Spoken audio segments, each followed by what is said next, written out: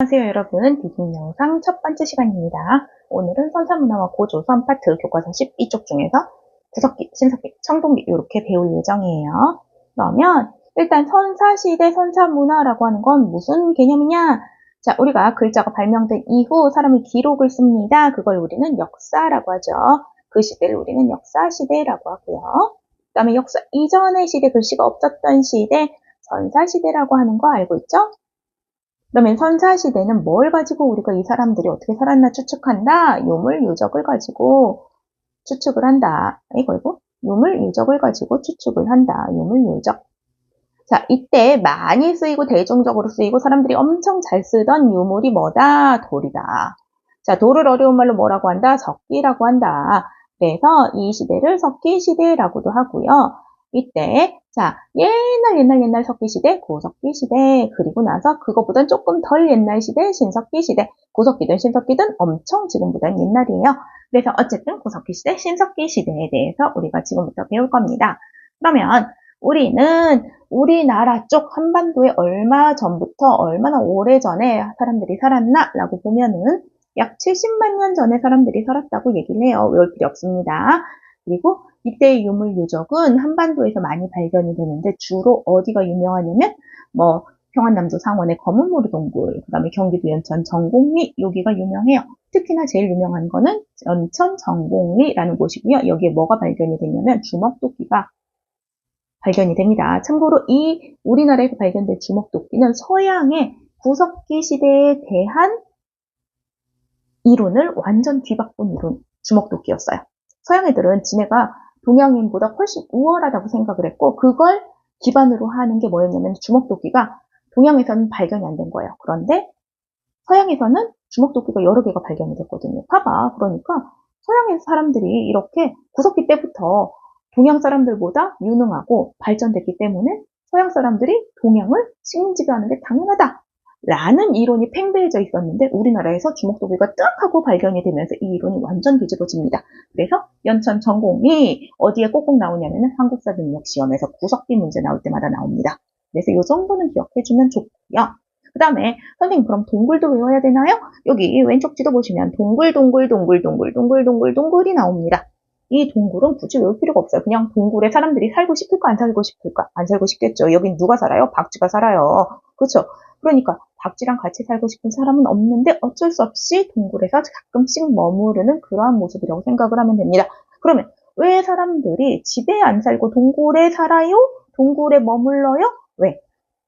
이동생활 하니까요. 잠깐 그 기에 가서 하루 이틀 보내고 다시 또 딴 데로 이동을 하는데 집 짓기 귀찮잖아요. 번거롭잖아요. 그러니까 비 좀 막을 수 있는 그런 데 있으면 되겠지 하면서 동굴에 잠깐 머무르는 그러한 모습 때문에 동굴에서 구석기 시대 유물들이 많이 발견이 됩니다. 자, 오른쪽 페이지 한번 가볼까요? 그 얘기가 여기 있습니다. 자, 구석기 시대 사람들이 주로 이용한 도구는 뭐래요? 집게, 자르개입니다.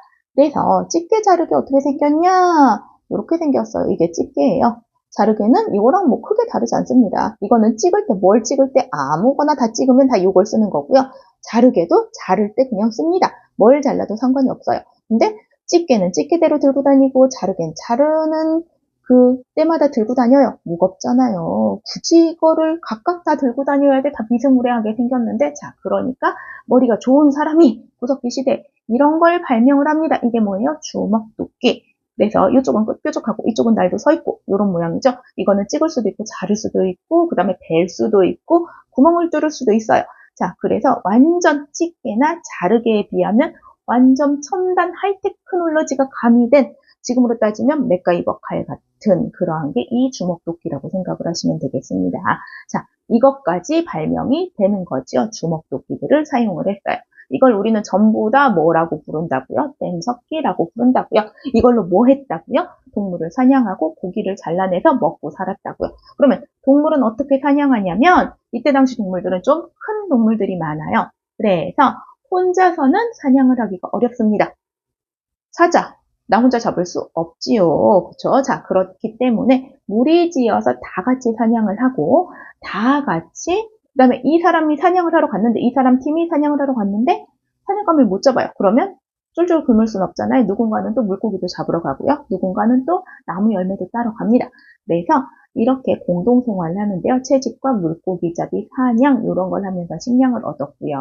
또 불을 이용해서 얻은 걸 익혀 먹기도 합니다. 그래서 전반적으로 영양 상태도 좋아지기도 해요. 그리고 이때 사냥이나 채집이나 물고기 잡이 혼자 할 수가 없어요. 다 같이 참여해서 다 같이 똑같이 나누어서 먹고 삽니다. 그래서 이때 사회는 어떤 사회다? 빈부 차이나 계급이 없는 평등한 사회다. 평등 사회 좀 기억을 해두셔야 됩니다. 자, 이렇게 살았고요. 그래서 뭔가 채집을 하거나 사냥을 해야 되는데 이쪽 근처에 있는 나무 열매 다 따먹고요. 이쪽 근처에 있는 동물 다 잡아먹었어요. 그러면 새로운 곳을 또 이동을 해서 새로운 동물을 찾아야 되겠죠. 그래서 어떻게 한다? 이동을 해야 되니까 집 짓고 오래 살 수가 없어요. 동굴이나 바위 밑에 살거나 또는 강가에 움막 이렇게 뭐 뒤집어 써놓고 동물의 가죽 같은 걸 뒤집어 씌워놓고 그렇게 하루 이틀 보내기도 합니다. 이런 생활을 했었다. 자, 그러면 계속 이렇게 뗀석기 만들어서 썼나요? 구석기 시대도 조금 더 시간이 지나가면 사람들이 똑똑해지죠. 그래서 아니 쫓아가서 내가 이걸 찍는 게 아니라 멀리서 창 같은 걸 던지면 좋지 않을까 이렇게 생각한 사람도 나옵니다. 그래서 요 순배가 있는 돌을 나무에 결합한 순배지르개라는 것도 만들기도 했대요. 이건 또 뭐냐? 요겁니다.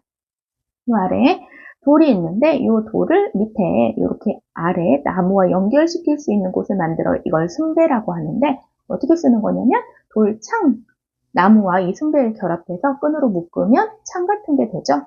그래서 이런 것들이 만들어지는데 이걸 순배지르개라고 한다. 그래서 이런 걸 만들면서 구석기 시대 사람들은 살았다 라고 기억하시면 되겠습니다.